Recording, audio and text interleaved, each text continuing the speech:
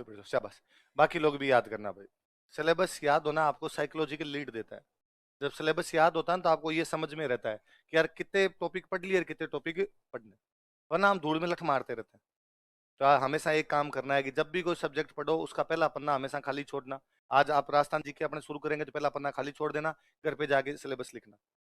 अगले बैच में इकोनॉमी पढ़ो तो पहला पन्ना खाली छोड़ना, घर पे जाके सिलेबस लिख और याद करना एग्जैक्टली क्या क्या पॉइंट है, ताकि मास्टर पढ़ाए तो भी अपने को पता रहे कि पढ़ा तो वही रहा है ना जो सिलेबस में है ना। कई बार कोई मास्टर टाबरों कुछ का कुछ ही पढ़ा जाता है, टाबर भी राजी हो लिए, तालियां पटक लिए, हंस लिए, और बाद में पता चला गया अरे सिलेबस में नहीं है, तो आपने इसको याद ही क्यों किया था फालतू में। इसलिए सिलेबस हमेशा आपको याद रहना चाहिए। मैं मोटा मोटा सा बताऊं तो अपन जैसे हिस्ट्री पढ़ेंगे, अपने ना इस सिलेबस के अंदर, मैं हिस्ट्री भी छोड़ू, मैं इस सिलेबस में अपने 3 प्रकार की चीजें आती है। राजस्थान का जी क्या था, इंडिया का जी क्या था, वर्ल्ड का जी क्या था, है ना। 5 बेसिक सब्जेक्ट है अपने, हिस्ट्री, पॉलिटी, इकोनॉमी, ज्योग्राफी और साइंस। कौन कौन से 5 subject, history, polity, economy, geography और साइंस।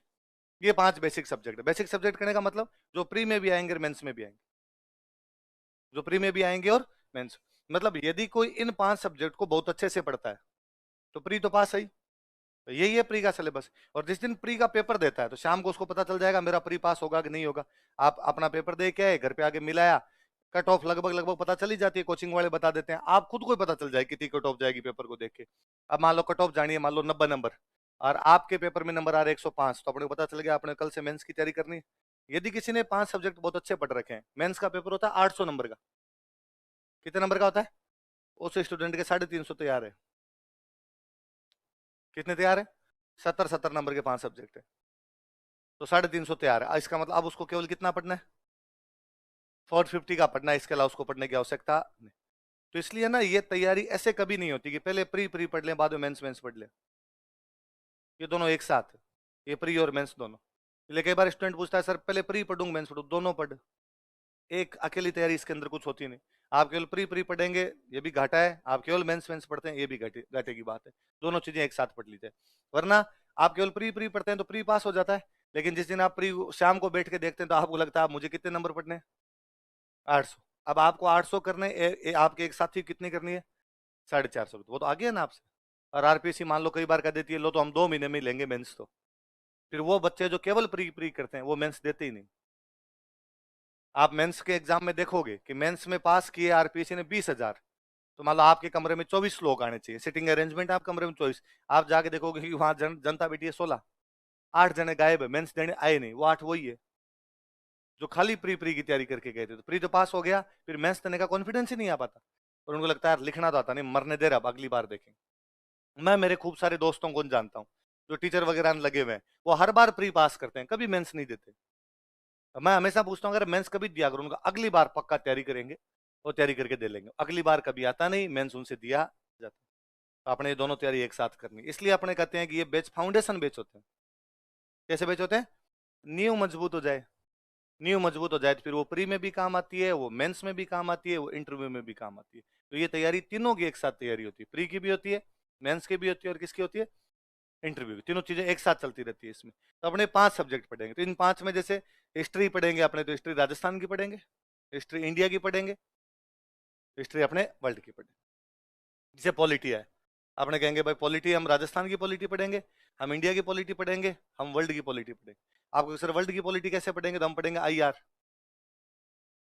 क्या पढ़ेंगे, आईआर क्या है, दूसरे देशों के साथ रिलेशन क्या, पॉलिटी तो है, उनकी राज व्यवस्था के साथ हमारी राज व्यवस्था की क्या रिलेशन है।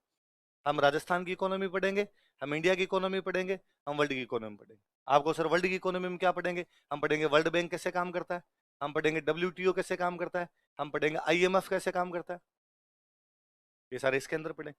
हम ज्योग्राफी पढ़ेंगे, हम राजस्थान की ज्योग्राफी पढ़ेंगे, हम इंडिया की ज्योग्राफी पढ़ेंगे, वर्ल्ड की ज्योग्राफी पढ़ेंगे। वर्ल्ड की ज्योग्राफी तो बताइए महाद्वीप पढ़ लेंगे। हम साइंस पढ़ेंगे, हम राजस्थान की साइंस पढ़ेंगे, हम इंडिया की साइंस पढ़ेंगे, हम वर्ल्ड की साइंस पढ़ेंगे। यहाँ जरूर लोचा है आपको कि सर साइंस तो एक ही होती है। राजस्थान के अंदर सेव नीचे गिरा होगा ऊपर थोड़ी गया होगा, सब जगह यही होगा। पर इसमें भी थोड़ा बहुत अपने करते हैं कि ऐसे पूछ लेते हैं कि हाल ही के वर्षों में राजस्थान में मूंग की फसल के अंदर एक बीमारी देखने को मिली थी, वो बीमारी कौन सी थी। बीमारी साइंस का है, मूंग का पूछ लिया राजस्थान स्पेसिफिक तो राजस्थान का हो गया। ना वो और पूछ लेंगे राजस्थान में बकरियों की नस्ल सुधार के लिए एक केंद्र की स्थापना की गई है, वो केंद्र कहाँ स्थापित किया गया? पशुपालन साइंस का सब्जेक्ट है, वो केंद्र पूछ लिया तो साइंस की बात हो। ये का ये कोई वर्ल्ड का इस प्रकार की कोई चीज उठा के लिया जाएगा, तो उधर कम संभावना है। साइंस तो एक सी होती है, पर ये बेसिकली 4 सब्जेक्ट होते हैं जिनके अंदर हम राजस्थान भी पूछते हैं, इंडिया भी पढ़ते हैं और क्या पढ़ते हैं अपने वर्ल्ड। अच्छा, प्री वाला एग्जाम ये कहता है कि प्री वाले एग्जाम में क्वेश्चन आएंगे 150। कितने क्वेश्चन आएंगे? 150। इन 150 में से 55-60 क्वेश्चन राजस्थान के आएंगे। 55-60 क्वेश्चन किसके आएंगे? राजस्थान के आएंगे। इसका मतलब 1/3 पार्ट, 1/3 भाग जो होगा वो किसका होगा? राजस्थान। अच्छा, ऐसा क्यों किया हमने भाई, ये इतना ज्यादा राजस्थान क्यों लगा दिया? इसके 2 रीजन। पहला रीजन तो ये था कि बाहर वाले लोगों को आउट किया जा सके, यूपी बिहार उधर का कोई इधर एग्जाम देने ना आए, उनको आउट किया जा सके। क्यों क्यों? क्योंकि वहां के लोग ज्यादा जाएंगे तो हमारे लोगों को रोजगार कैसे मिलेगा? ये हर राज्य अपनी अपनी पॉलिसी अपनाता है। कल या परसों के अखबार की खबर थी कि तमिलनाडु सरकार ने कहा कि तमिलनाडु में नौकरी के लिए तमिल का पेपर पास करना अनिवार्य है। तमिल वाला पेपर पास करोगे तो हमारी नौकरी लगोगे, वरना हमारी नौकरी। हमने भी कहा कि लो साहब, हमारे वो भाषा वाला तो पास नहीं करना, लेकिन हम सवाल हमारे इतने पूछ लेंगे कि तुम वैसे ही पास नहीं हो पाओगे, तुम्हें प्री में फेल कर कुरा देंगे। पहले क्या, 2003 से पहले का आप कभी आरएस का रिजल्ट देखो, उसके अंदर आप देखोगे कि 1000 लोगों की वैकेंसी है तो उसके अंदर 200-250 यूपी बिहार के लग गए। कारण था कि यूपी बिहार वाले लोगों में एक तो आईएएस की तैयारी का शुरू से ही हुआ करता था, वो आईएएस की तैयारी करते, सेम सिलेबस अपने आरएस का हुआ करता, उधर नहीं हुआ इधर दिया, इधर उन लोगों के सिलेक्शन हो जाते। 2003 के बाद में अपने आरपीसी ने थोड़ा मोड चेंज किया, उसमें बेसिकली अपने एक चेयरमैन बने CR Chaudhary sir. CR Chaudhary एक चेयरमैन थे आरपीसी के, जो बाद में एमपी रहे थे नागौर से और केंद्र में मंत्री थे पिछली गवर्नमेंट में, 2014 वाली जो मोदी गवर्नमेंट थी उसके अंदर। तो सीआर चौधरी सर ने ये क्वेश्चन ऐसे पूछने शुरू किए कि यार आपने तो अपने राजस्थान के क्वेश्चन ज्यादा पूछ ली जाए, अपने राजा महाराजाओं के क्वेश्चन ज्यादा पूछ लिए जाए। तो अपने राजा महाराजाओं को पूछने शुरू किए, कुंभा कौन सा वाद्य यंत्र बजाता था? तो अब कुंभा को याद नहीं उसने कौन सा बजाया होगा, तो राजस्थान वालों को याद नहीं हो तो बाद में यूपी बिहार वालों को तो कैसे याद हो? पर यूपी बिहार वाले जीवड़ता के लोग हैं, वो यूं खूब पढ़ने में खूब माहिर होते हैं, वो पढ़ पुढ़ा गए। तो उन्होंने को राजस्थान जीके की एक आधी किताब उठाई, घोटे में मार लिए उसके, और सारे याद कर लिए, कुंभा नहीं कुंभा का बेटा और उसका पोता भी क्या क्या बजाता था वो भी उनको याद हो गया। तो आरपीसी को लगा यार मामला बिगड़ रहा है, तो आरपीसी ने चेंज किया और आरपीसी ने पूछने शुरू किए कि तेजा जी की घोड़ी घोड़ी का नाम क्या था, रामदेव जी के घोड़े का नाम क्या था? अब घोड़ी घोड़े बताओ देखे तुम। आते तो अपने वालों को भी नहीं थे, पर यूपी बिहार वालों को थोड़ा और डराया हमने, वो उन्होंने वो याद किए, तो हमने राजस्थान की ज्योग्राफी के सवाल पूछने शुरू किए।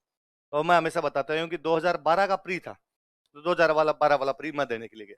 तो मेरी उस समय तैयारी अच्छी थी, मैं 2010 वाला मेंस ही दे चुका था, उस समय प्री सेकंड ईयर में कोई प्री पास कर लिया था, तो वो मेंस दिया हुआ था मेरा। तो मुझे लगता था कि यार तैयारी अच्छी है इस बार तो। तब हमारे 2 पेपर हुआ करते, एक पेपर होता जीके का, एक पेपर होता सब्जेक्ट का। तो हम सबका कॉन्फिडेंस सब्जेक्ट पे होता है, ऐसा मेरा हिस्ट्री था, तो मुझे लगता है 100 सवाल आएंगे हिस्ट्री के, उनके अंदर से मैं 85 फाड़ गया हूँ कि ये सवाल इधर के उधर नहीं जाने दूंगा। ये ज्योग्राफी वाले को ज्योग्राफी में लगता है, पोल साइंस वाले को पोल साइंस में लगता है, जीके में 100 सवाल आते, तो उसमें हम सोच के जाते कि यार 50 तो ही जाएंगे, इतने ही करने, इससे ज्यादा अपने करने भी नहीं है। और मेरे 2010 वाले में भी पता नहीं 52 सवाल सही थे कितने से थे, तो मुझे लगता था यार 2010 में 52 तो कर ही लिए थे, इस बार 62 तो कर ही जाऊंगा, इससे ज्यादा अपने को जीके पढ़ने की आवश्यकता नहीं। पर मैं जब वो पेपर देने के लिए बैठा जीके वाला, तो मेरे को उसमें 70-72 सवाल तो यूं ही आ रहे थे। अब मैं उसमें जो पढ़ूं वही आए, जो पढ़ूं वही आ रहा सवाल। तो मेरे मन में 2 डाउट आए। पहला डाउट तो ये कि क्या मैं इतना इंटेलिजेंट हो गया कि अब मेरे को पेपर इतना सरल लग रहा है? आदमी खुद पे डाउट होता है पहला। दूसरा डाउट ये है कि पेपर इतना सिंपल है क्या कि अपने को सारे आ रहे हैं? या तो अपने इंटेलिजेंट ज्यादा है या पेपर सिंपल है। यदि पहले वाली बात है तो बहुत अच्छी बात है, अपने इंटेलिजेंट, अपने सवाल सही होने चाहिए, 2 साल से तैयारी कर रहे हैं अब तो सही होने ही चाहिए अपने। पर यदि दूसरी बात है पेपर सिंपल है तो लफड़ा है, क्योंकि पेपर फिर कितना सिंपल है क्या पता अपने को बेहतर आता है, इसको 82 और उसको बाण मारे हैं तो अपने तो रेस से बाहर हो जाएंगे। सिंपल पेपर हमेशा पढ़ने लिखने लोगों वालों के लिए खतरनाक होता है, वो बाहर कर देगा, उसमें गधे घोड़े सब बराबर हो जाएंगे, सबको वो सवाल आ रहे होंगे। तो अब मैंने यूं किया, मेरे को पक्का पक्का लगे कि इसके अंदर यार 70 से तो अपना एक भी कम सही नहीं होगा, और उल्टे 75 ही सही हुए थे उस एग्जाम के अंदर। तो जैसे एग्जाम खत्म हुआ, मेरे पास में एक भैया बैठे, काफी सीनियर से भैया बैठे, तो मुझे लगा यार सीनियर आदमी, इनसे पूछे, इनके भी यदि इतने सही हो रहे हैं तो पेपर इसका मतलब ठीक है, और इनके ज्यादा सही हो रहे हैं इसका मतलब पेपर बहुत इजी था, अपने पिछड़ गए। तो मैंने भैया को कहा गया, अरे भैया आपका एग्जाम कैसा हुआ? भैया ने कहा कि बहुत ही खराब हुआ। तो ऐसे बोलते मैं समझ गया भैया ये तो यूपी के, अपने तो नहीं है। तो हम भैया खराब तो कैसे हुआ, इतना सिंपल सा पेपर आया था, ये तो मेरे तो खूब सारे सही हो रहे। काहे का सिंपल था? हम आपका पूरा राजस्थान का इतिहास याद करके आए, पूरा आपका संस्कृति याद करके आए, और आप क्या सवाल पूछते हैं कि राजस्थान में पशुओं की संख्या बताइए। उसमें सवाल पूछा हुआ राजस्थान में पशुओं की संख्या बताई, ये मेरे को भी नहीं आया था भाई, नहीं पड़ गया, डाटा याद नहीं रहा, मैंने भी छोड़ दिया था। पर मैंने छोड़ दिया, मैंने भाई ये तो अब किसी को नहीं आएगा, आएगा तो आ जाएगा 10% को क्या फर्क पड़ता है। पर भैया में डर घुसा उस वजह से। और भैया ने कहा क्या क्या नहीं पढ़ के आए, हम पढ़ के आए तो पशु भी पढ़ के आए थे, हम पढ़ के आए आपका कौन सा भेड़ ज्यादा ऊन देता है, कौन सा गाय ज्यादा दूध देता है, पर आप संख्या पूछेंगे, आप घर घर गिन के आए तुम्हारे। मैं बड़ा राजी हुआ, मैंने आरपीसी थैंक यू बोला, थैंक यू आरपीसी। अगली बार इलाहाबाद के अंदर किसी बुक स्टोर पे खड़ा होकर बच्चा जब आरएस का फॉर्म मांगेगा कि आरएस का फॉर्म भरना है, और इन जैसे भैया खड़े रहेंगे तो ये उस दूसरे वाले को डराएंगे कि नहीं देना एग्जाम, उधर मवेशियों का संख्या पूछते हैं। ये तो फॉर्म ही नहीं भरेंगे। अब ये बड़ा काम ठीक है।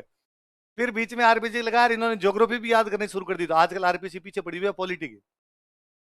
और राजस्थान पॉलिटी के इतने टफ क्वेश्चन पूछती है, इतने टफ क्वेश्चन पूछती है, अपने को नहीं आते है ना। मतलब 10 क्वेश्चन आते हैं तो 10 में से अपने को 7 ही आते हैं, 3 उन्होंने कहां से पूछ लिए वो जाने, उनका राम जी जाने।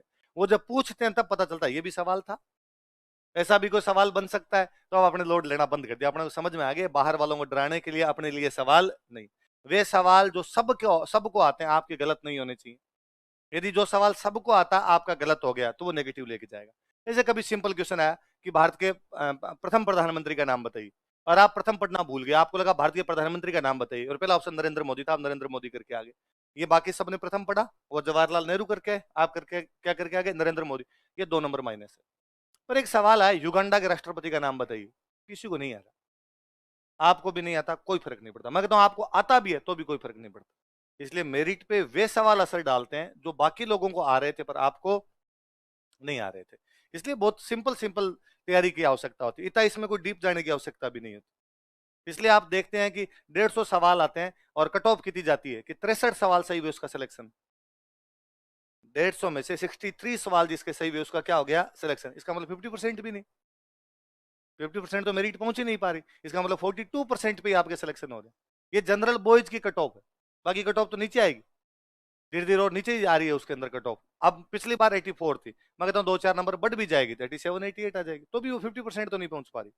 इसका मतलब लोगों को ज्यादा सवाल आते तो नहीं, सिंपल सिंपल सीधी सीधी बातें लोग पढ़ लेते हैं, उस पढ़ने से प्री पास हो जाता है। और इसमें प्री स्क्रीनिंग है, वास्तव में प्री इसीलिए लिया जाता है आपका ताकि संख्या छांटी जा सके कि भाई 5 लाख लोगों ने फॉर्म भर दिया, अब कैसे इनको अलग करें। तो अगर प्री लो तो पता चल जाएगा कि तैयारी कितने लोग कर रहे थे।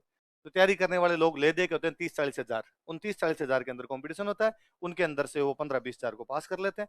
मेंस पूरा सब्जेक्टिव, सब्जेक्टिव में लिखवाएंगे, लिखवाने में बाद में आपने कुछ भी ऐसा याद करके गए तो उसे होगा नहीं, उसमें तो आपके विचार चाहिए, आपकी लेखन शैली चाहिए, फिर उनके पास और छंट के क्रीम जाएगी, फिर वो कहेंगे हम इंटरव्यू लेंगे।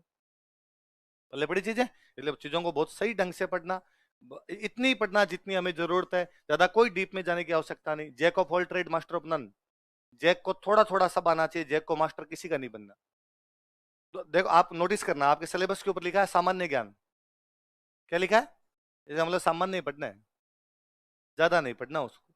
कई बार क्या स्टूडेंट उसके अंदर घुसने की कोशिश करता है, मैं हिस्ट्री पढ़ाता हूँ, वो सर ये भी बताओ वो भी बताओ। यदि हिस्ट्री इतनी ज्यादा पढ़नी है तो फिर एमए की जाए, फिर पीएचडी की जाए, ताकि हिस्ट्री पढ़ ली जाए। आपको हिस्ट्री का मास्टर बनना है, आरएस बनना है, हिस्ट्री का मास्टर तो नहीं बनना, तो बेस्ट फिर इतनी पढ़ ली जाए जितने से अपना एग्जाम पास हो जाए। ये सेम ज्योग्राफी में, ये सेम इकोनॉमी, वरना कोई एक ही सब्जेक्ट पढ़ना शुरू कर दिया फिर वही आएगा, हिस्ट्री हिस्ट्री पढ़ेंगे, पर हिस्ट्री तो भाई साहब आएगी 70 नंबर की, बाकी वाला तो पूरा पेपर पढ़ा है ना 730 नंबर का, वो कहां से करोगे। इसलिए सारे सब्जेक्ट पढ़ने, सबको बराबर वेटेज देना, सबकी तैयारी एक साथ होनी चाहिए। जितने अपने काम की चीजों उतनी सारी पढ़ ली जाए, जो अपने काम की नहीं उन चीजों को नहीं पढ़, वरना फिर एक के अंदर घुस के रह जाएंगे, फिर दूसरे सब्जेक्ट को उतना टाइम हम दे नहीं। आई बात समझ में। ये 5 सब्जेक्ट हम पहले पढ़ेंगे, history polity economy geography science, ताकि हमारे प्री में भी अच्छे नंबर आए। भाई प्री में नंबर वैसे आने चाहिए कि भाई कट ऑफ जाती है 84, स्टूडेंट कई बार आगे पूछा सर मेरिट कितनी जाएगी, तो लगता है यार 80-85 के बीच में जाएगी। सर मेरा होगा कि नहीं होगा, तेरे कितने हैं, सर 85 है। अब यार हो भी सकता नहीं भी हो सकता, मैं कह रहा हूँ 85 जाएगी, 85 ही गई तो हो जाएगा, पर क्या पता 86 चली जाए, तुम बाहर हो जाएगा। होना ये चाहिए कि आप प्री का एग्जाम जिस दिन देखे हो और आप शाम को आके कहो कि मेरे नंबर है 122, अब कितनी जाए कट ऑफ अपना हो जाएगा। मेरे नंबर है 112, मेरे नंबर है 108, मेरे नंबर है 110। जो मेरे एक रूममेट है, तो वो हमेशा ये करते हैं कि वो जब भी पेपर दे के आते हैं तो मैं उनको पूछता हूँ कि यार कैसे क्या है पेपर, कितना रहा, कितनी कट ऑफ जाएगी आपके, कैसे वे हो जाएगा प्री नहीं हो जाएगा, तो वो यूं पेपर उछाल के यूं कहते हैं कि जितनी तेरी कट ऑफ जाएगी ना उससे मेरे 50 नंबर ज्यादा आएंगे। प्री का तो कोई लोचा ही नहीं, और हर बार उनके 40-45 नंबर ऊपर आते हैं कि 84 कट ऑफ गई, उनके नंबर 134, कोई 72 कट ऑफ गई, उनके नंबर 112 113। तो ये तो है कॉन्फिडेंस। और आप प्री का दे के और उसके बाद आप अदर झूल के अंदर हो, इसका मतलब आपने ढंग से तैयारी, तो ढंग से, और यदि प्री वाले ढंग से तैयारी की, ये नंबर 132 133 हो रहे हैं, 122 भी हो रहे हैं, 120 भी नंबर हो रहे हैं, इसका मतलब 5 सब्जेक्ट अच्छे पढ़े, ये 5 सब्जेक्ट अच्छे पढ़े, इसका मतलब आपको अब तैयारी कितनी करनी है, 350 नंबर की तैयारी आपकी कंप्लीट है। आई बात समझ में? तो आपने ये 5 सब्जेक्ट करेंगे, तो इसमें अपने 5 में भी हिस्ट्री वाला पोर्शन लेंगे। मैंने बताया राजस्थान वाले पोर्शन ज्यादा आते हैं, तो अपने क्या शुरू करेंगे, राजस्थान हेडिंग डालो, राजस्थान का इतिहास, हिस्ट्री ऑफ राजस्थान।